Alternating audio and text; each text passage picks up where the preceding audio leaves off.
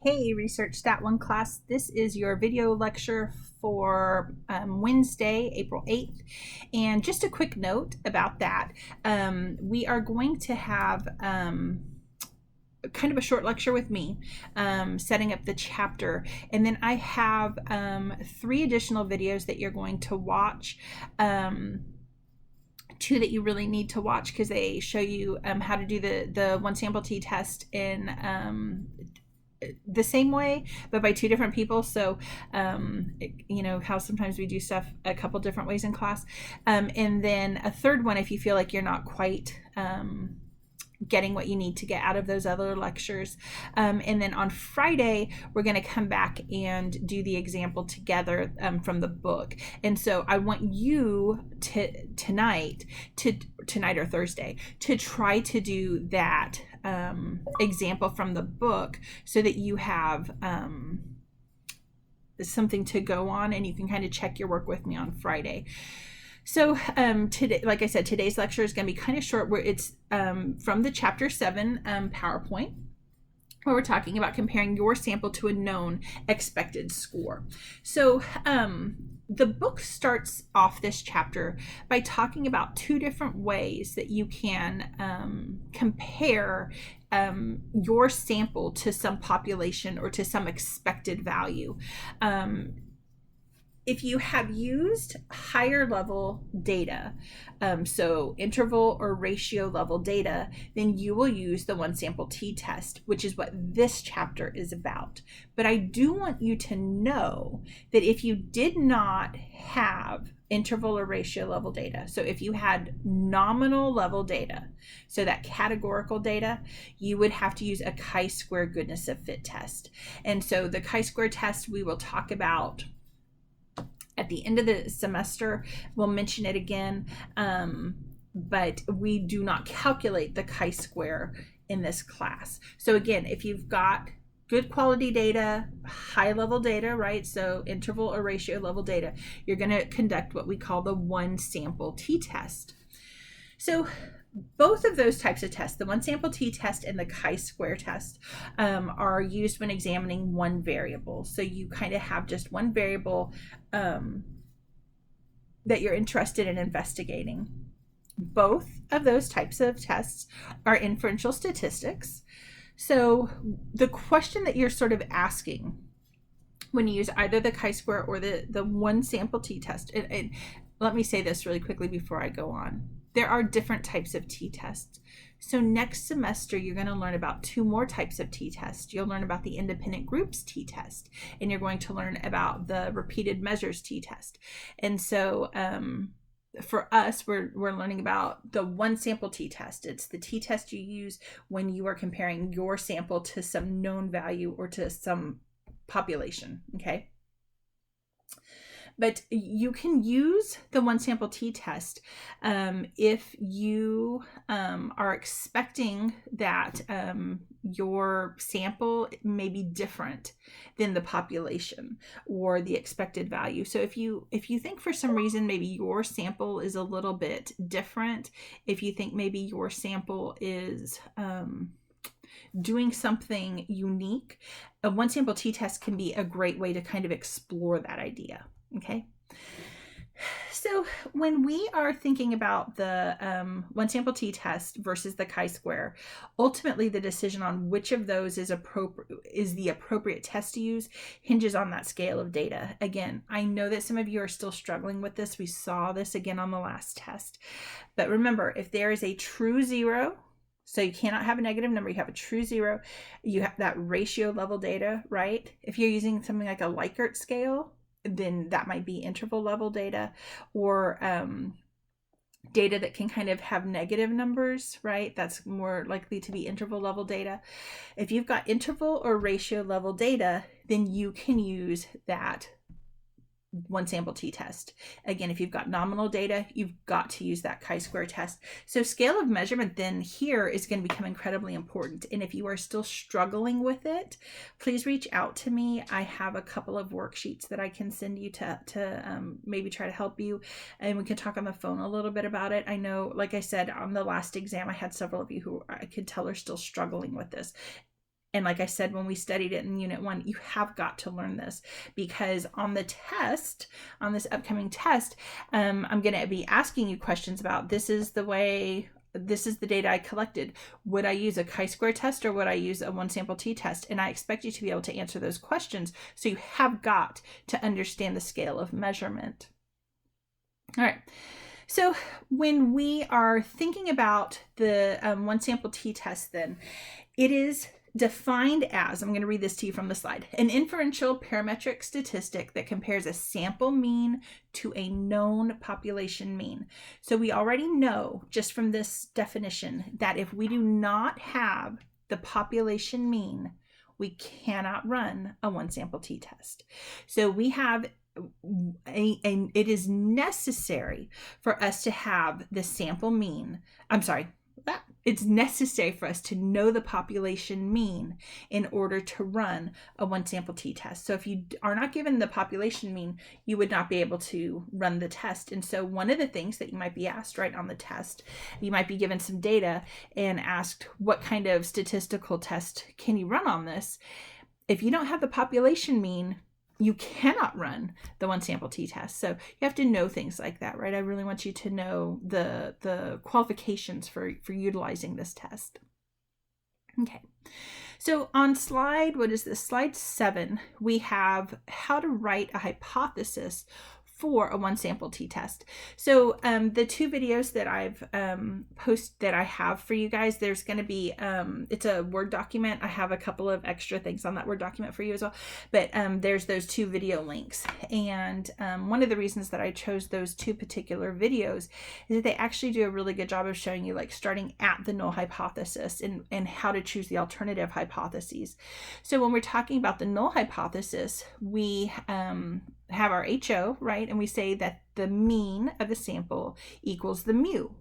So remember, the null hypothesis states that there's no difference. And what you're comparing is your sample, your X bar, right, to the population mean, or mu. And so that's one way to think about it. I used the same in the slide. I used the same terminology that your book uses, with the capital M instead of the X bar. Again, this is not a statistics book, but please know that that M is the mean of our sample. And we, in this class, right, we call that an X bar. And so that's something that one of the things I would have done is made you all write that down in your notes. So put that somewhere, right? Put that somewhere in your notes. Okay, so there's another way to think about the null hypothesis. So if you think about it, if you're thinking about comparing your sample mean to the population mean, and you're saying there's no difference between those 2 things, you could also notate your null hypothesis as the mean of the population minus the mean of the sample equals 0. And I have that written for you in the PowerPoint so you can kind of see that. But think about it, right? The null hypothesis means there's no difference between the 2. So if I take the difference, subtraction, right? That's the difference. So if I take the difference between the 2, that should equal 0, because I'm saying there's no difference between the 2. So whichever of these ways makes sense to you, that's what you should use as your null hypothesis for the one sample t-test. I'm not picky about it. It has to be one of these 2 ways, because it's really the only 2 ways that you can do it. But to me, I don't have a preference as to which way you notate it in your on the exam and on your homeworks. Okay. All right. So for the alternative hypothesis, remember that alternative hypotheses can have a direction or not. So they can be unidirectional or bidirectional. So if we say that we believe that that we can estimate that our sample mean should be greater than the population mean, then we'll use a greater than sign. If we believe that we can say it should be lower, then we'll use a less than sign. And if we're not sure which way that's going to go, then we would use the bidirectional or the 2-tailed test, the non-directional hypothesis, which would say just it equals not, right? So the equals with the line through it, the equals not. All right. So I will tell you this, the assumptions of the one sample t-test are really important. You've got to know these for the test, okay? So the first assumption is that you've used the appropriate scale of data, either interval or ratio. The second assumption is that you have normally distributed population. In other words, when we're talking about the one sample t-test, we are making an assumption that the underlying population has a normal distribution. Does that make sense? Okay. And the third assumption is that you have got to have access to that population mean. If you do not have access to the population mean, you cannot run the one sample t-test. Okay. So then what I have for you is the example. It's actually the example from the book. So you can run through it with the book if you want to, but I would tell you this before you give it a shot with the book. I want you to watch the videos that I have posted for you of people doing a couple different t-test examples. Then I want you to try the one sample t-test example from the book. On Friday, what I'm going to do is I'm going to go over the example with you. I'm going to show you how to calculate it. It's actually not difficult to calculate. It's actually relatively simple. It's very similar to the Z-score.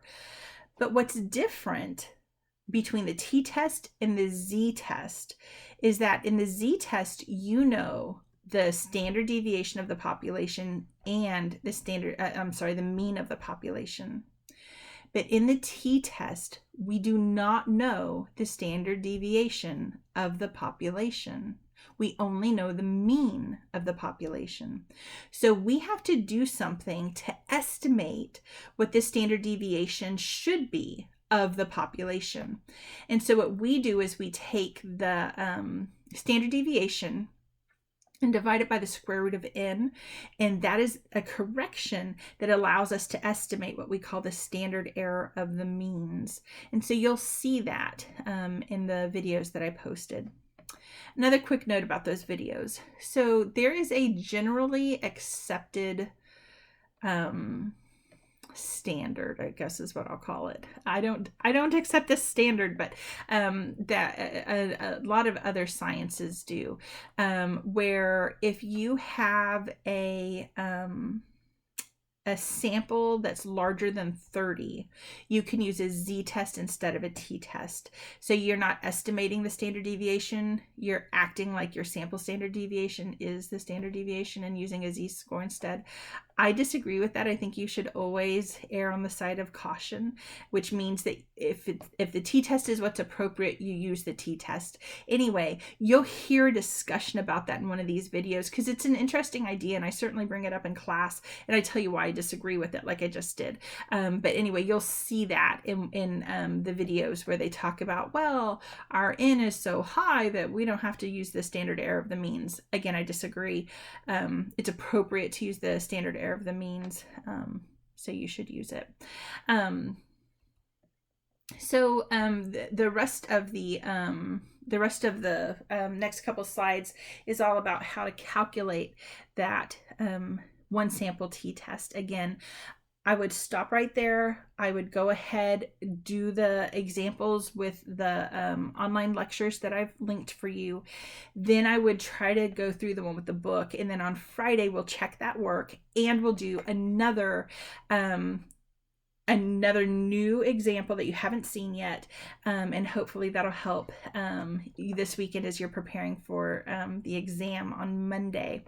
So just a couple of other things. So if you'll skip to slide 16, again, if you wanted to put me on pause and watch those other things, that's cool. Don't forget to come back though, because you need to understand degrees of freedom. So we've talked about degrees of freedom a couple of times this semester, but this is kind of the first time that the book really has talked about it.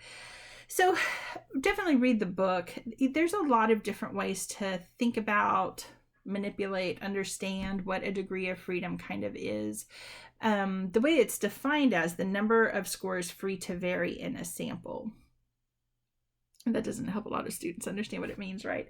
So probably the best explanation that I ever heard had to do with all of the scores in a sample. So if you put all those scores in in a sample and you put them in a bucket, right? And you pull the score out, it could be anything in that bucket, right? And you put it aside, and then you reach in and you pull out another score, right? And it could be anything that was in that bucket, and you set that aside, and then the next score. You can do that until the very, very last score in that bucket. Remember that each set of scores has a mean and it has a standard deviation. And if you changed any of the numbers, right, in that set of scores, it would not be the same mean. It wouldn't be the same distribution. Everything would be different about it. So that last little slip of paper in that bucket is not free to be anything else other than what it is. And so when we're thinking about, for example, the set of scores for the one sample t-test, we could put those scores as a single samples. We could put all the sample scores in that bucket, but there's going to be one left at the very bottom that cannot be anything else but what it is. That is our degree of freedom. So it's 1, right? So the degree of freedom is n minus the one that's left.